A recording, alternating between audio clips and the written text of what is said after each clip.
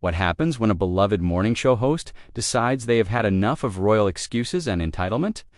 Well, you are about to find out, because the confrontation between Mark Consuelos, Kelly Ripa, and Prince Harry on Live with Kelly and Mark became one of the most explosive television moments in recent memory. Before we dive into this incredible story, make sure to hit that subscribe button and let me know in the comments what you think about celebrities who overstep their boundaries on live television. The studio lights were bright, as usual that morning, casting their familiar warm glow across the colorful set of Live with Kelly and Mark. Kelly Ripa sat poised in her signature style, her blonde hair perfectly styled, wearing a crisp white blazer that seemed to glow under the studio lights. Mark Consuelos, looking sharp in his navy blue suit, adjusted his tie one final time as the producers gave their final countdown. The energy in the studio felt different that day, charged with an undercurrent of tension that neither host could quite put their finger on. Prince Harry walked onto the set with his usual confident stride, wearing a charcoal gray suit that looked expensive but somehow felt inappropriate for the casual morning show atmosphere. His smile was practiced, the kind of smile that celebrities perfect after thousands of public appearances. But there was something in his eyes that suggested he was not entirely comfortable being there. As he settled into the guest chair, he glanced around the studio with what could only be described as mild disdain. Kelly leaned forward with her trademark enthusiasm, her voice carrying that perfect morning television energy that had made her a household name for decades. Prince Harry, thank you so much for joining us this morning. We know you have been incredibly busy with your various projects and initiatives, so we really appreciate you taking the time to be here with us today. Harry shifted in his chair, his posture stiffening slightly as he looked directly at Kelly. Well, to be perfectly honest, I am not entirely sure why I am here. My publicist insisted this would be good for my image, but frankly, I have more important things to be doing than sitting on some American morning show talking about trivial matters. The comment landed like a brick in the studio. Mark raised an eyebrow, his expression shifting from welcoming host to something considerably more guarded.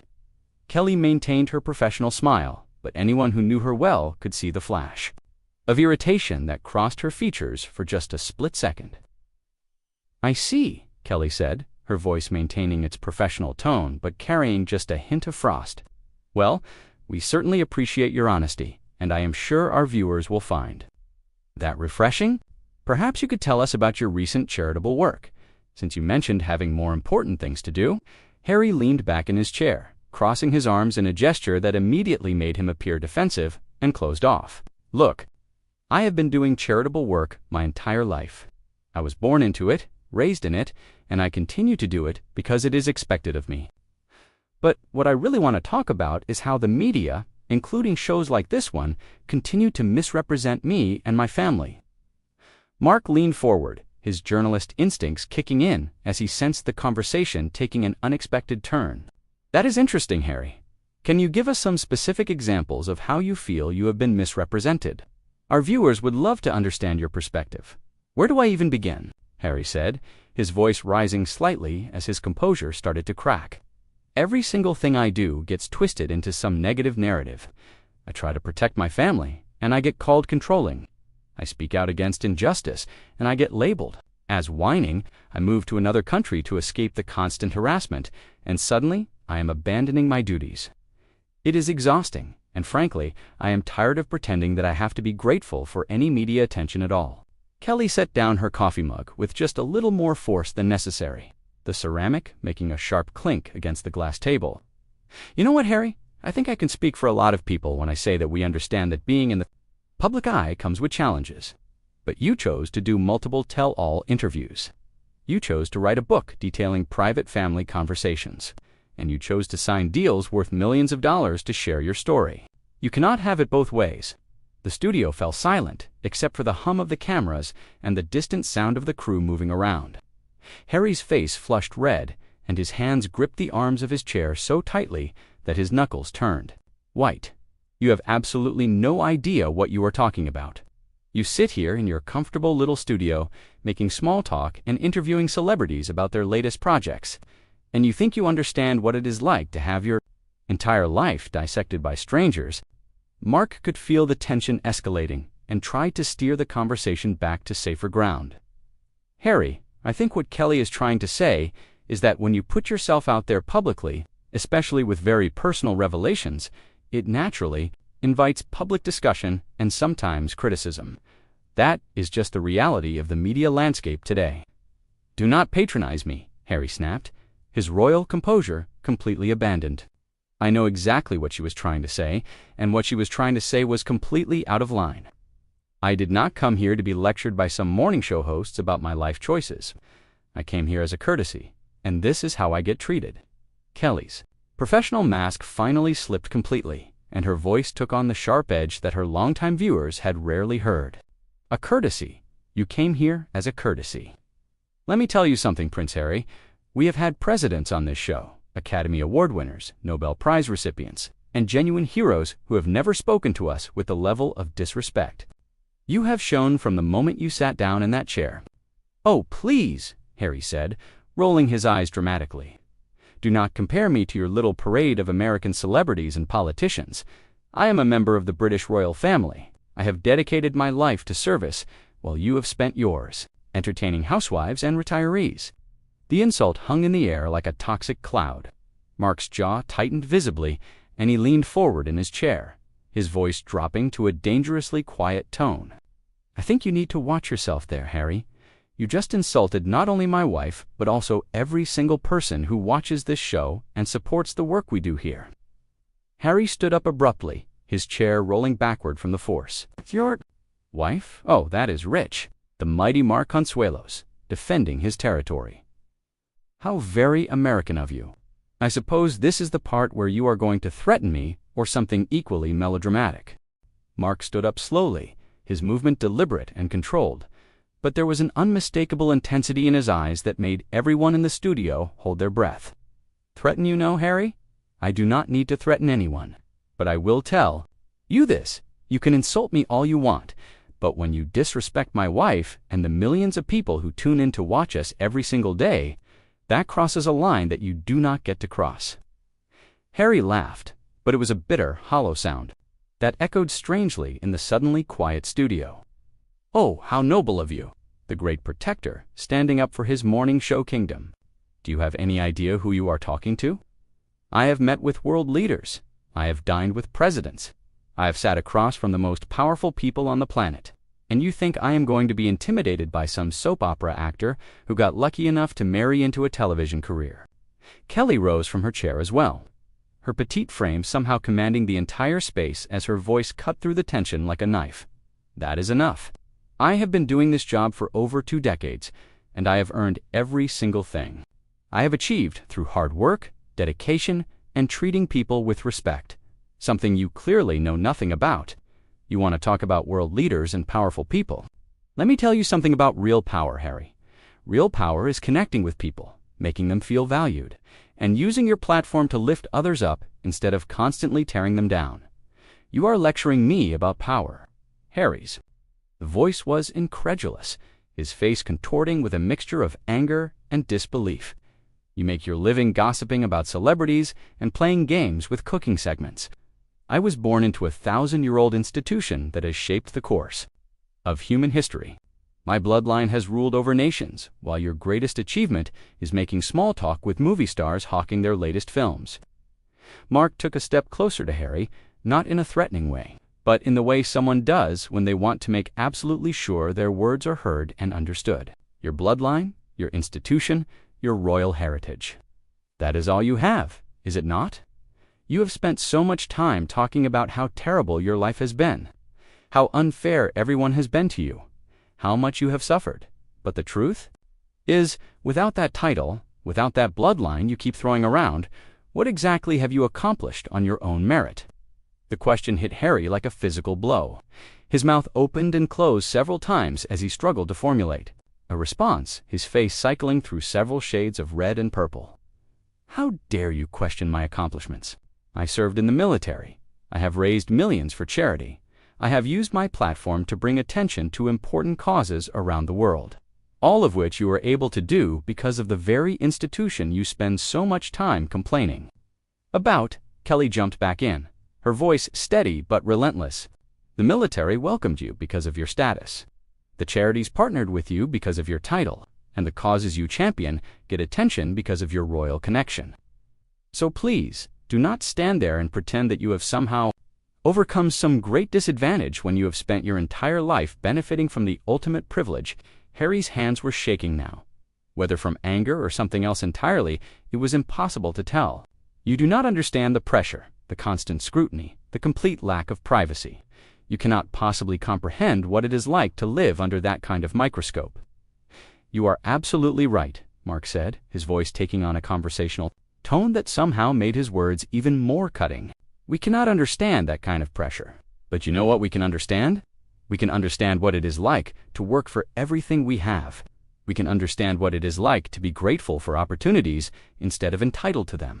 And we can definitely understand what it is like to show up somewhere and treat people with basic human decency. Basic human decency, Harry sputtered, his composure completely shattered now. You have been attacking me from the moment I mentioned that I had better things to do than sit here and play your little morning show games. You have questioned my accomplishments, dismissed my service, and insulted my character. And you want to lecture me about decency? Kelly moved around the coffee table, positioning herself directly in front of Harry, her voice dropping to a tone that was somehow both quiet and thunderous at the same time. We have been responding to your behavior, Harry. You walked into our studio, you sat in our guest chair, and from the very first question, you made it clear that you thought you were too good to be here, that we were beneath you, and that our viewers were not worth your time. Everything that has happened since then has been a direct result of the disrespect you showed us from minute one.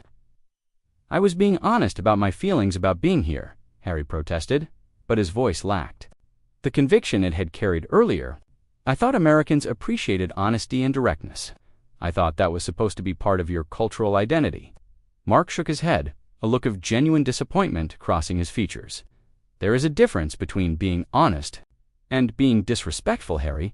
You could have said you were nervous about being on television, or that you were not sure what to expect, or even that you preferred more serious interview formats. Instead, you chose to insult our show, our work, and by extension, everyone who supports what we do. That was not honesty. That was arrogance. Arrogance. Harry's voice cracked slightly on the word. I am not arrogant. I am tired. I am exhausted from having to pretend that every single thing I do is wonderful and perfect when the reality is that most of it feels meaningless. Do you have any idea what it is like to cut ribbons and shake hands and make small talk about nothing? When you know that there are real problems in the world that need real solutions? Actually, yes, we do know what that is like, Kelly said, her voice softening slightly but losing none of its firmness. We spend our days talking to people about their projects, their causes, their dreams, and their challenges. But the difference is, we find meaning in those conversations because we understand that connection matters, that making people feel heard and valued matters, and that sometimes the small talk and the ribbon cutting and the handshaking is exactly what someone needs to feel like they are not alone in the world. Harry stared at her for a long moment, his breathing heavy and labored. So what? I am supposed to pretend that every charity event and every public appearance and every interview is the most important thing in the world. I am supposed to smile and nod and act grateful for the privilege of being paraded around like some kind of performing monkey. No, Mark said firmly. You are supposed to recognize that you have been given opportunities that literally billions of people will never have, and instead of complaining about how hard it is to have those opportunities, maybe you should focus on using them to actually make a difference, instead of using them to make yourself the victim of every single story.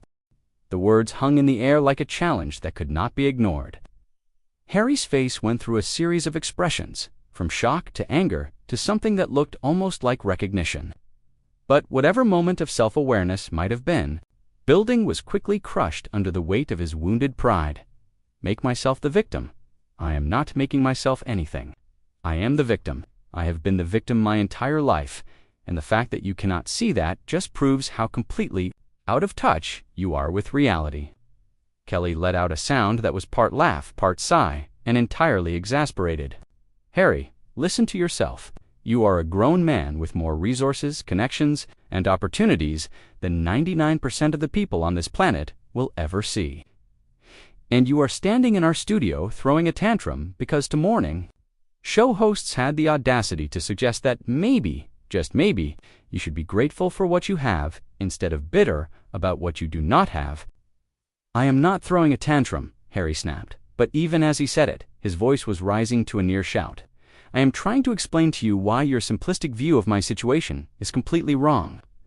You think because I have money and a title, that somehow means I should just shut up and accept whatever treatment I receive. You think privilege means I do not get to have feelings or opinions or the right to defend myself when people attack me?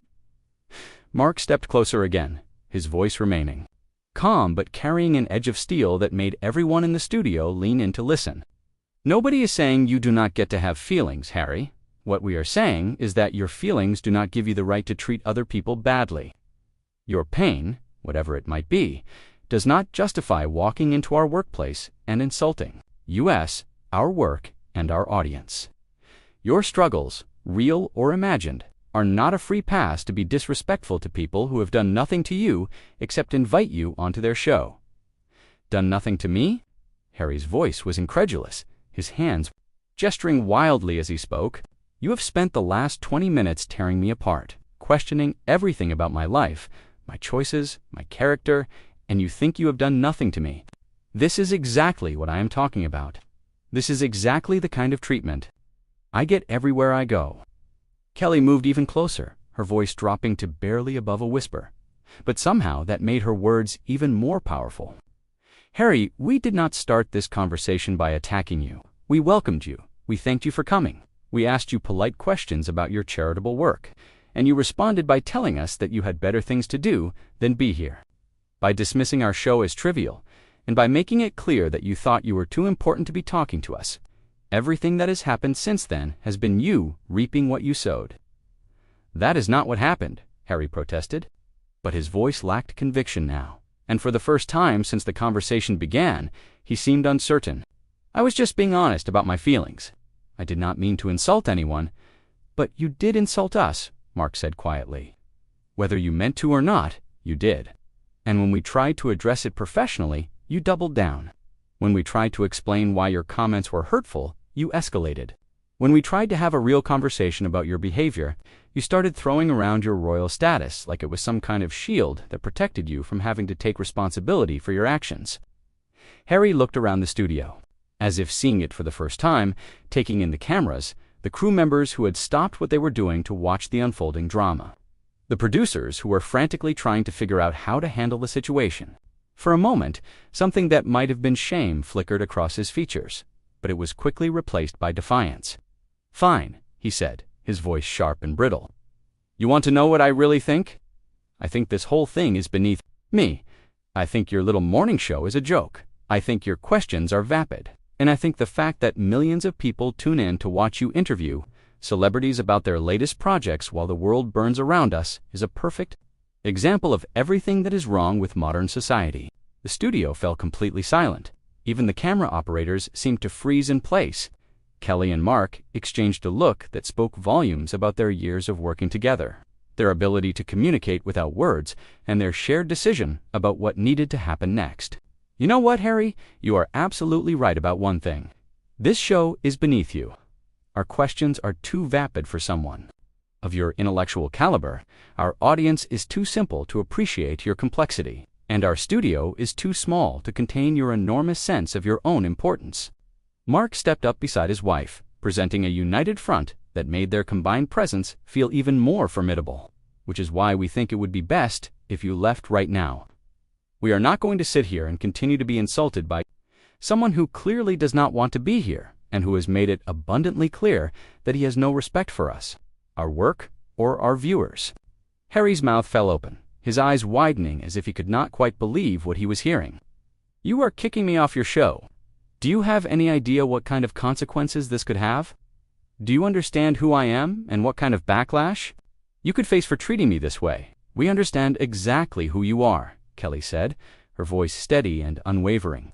You are someone who walked into our studio with an attitude of superiority, who has spent the last 30 minutes insulting us and our audience, and who seems to think that your title gives you the right to treat people however you want without consequences. Well, Here are your consequences, Harry. You are no longer welcome on this show.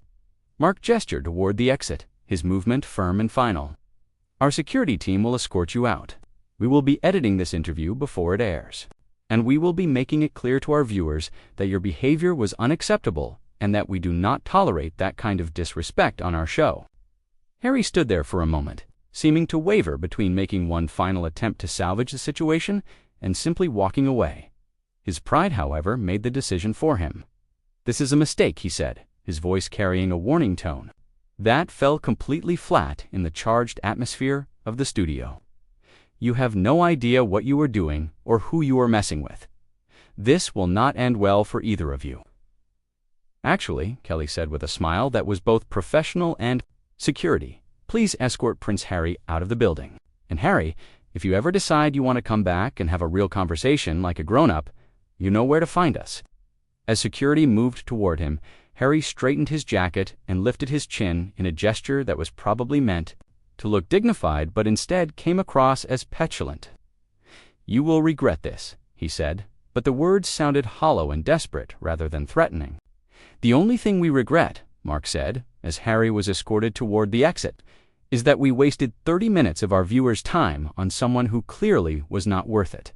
The studio door closed behind Harry with a solid click that seemed to echo in the sudden quiet. Kelly and Mark stood there for a moment, the adrenaline of the confrontation still coursing through them, before Kelly turned to the camera with her trademark smile returning to her face.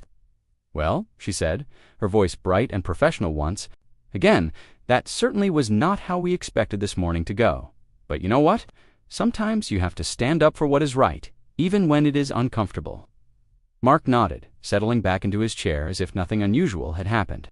"That is exactly right. And we want all of you to know that we have the utmost respect for our guests, our viewers, and this show.